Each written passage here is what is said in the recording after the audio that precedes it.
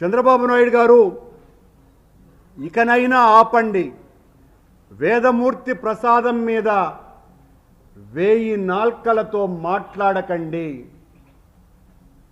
వేదమూర్తి ప్రసాదం మీద 1000 నాల్కలతో మాట్లాడకండి. వ్యక్తిగత రాజకీయాలలోకి శక్తిమూర్తిని తీసుకురాకండి. చాలా పాపం చేశారు. మీరు ఒక మాట మాట్లాడతారు,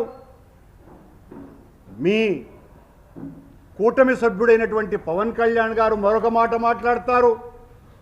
మొన్నేమో ఆయన దుర్గగుడి మెట్లు ఊడుస్తూ మమ్మల్ని అననారటువంటి మాటలు మాట్లాడి హైందవ ధర్మానికంతా కూడా, సనాతన ధర్మానికంతా మేమంతా కూడా చాలా వ్యతిరేకంగా పనిచేస్తున్నామని, ఆయన ఒక్కడే హైందవ ధ్వజస్తంభమని, సనాతన ధర్మపీఠ లక్ష్యమే తన ధ్యేయంగా అని పెద్ద మాటలన్నీ కూడా యాక్షన్ చేస్తూ మాట్లాడినాడు.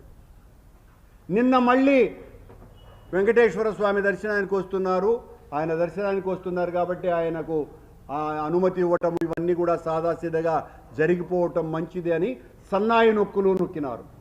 చంద్రబాబు గారి అనుంగు శిష్యులేమో నిన్ను రానివ్వము అని భీకర ప్రతిజ్ఞలు చేస్తున్నారు.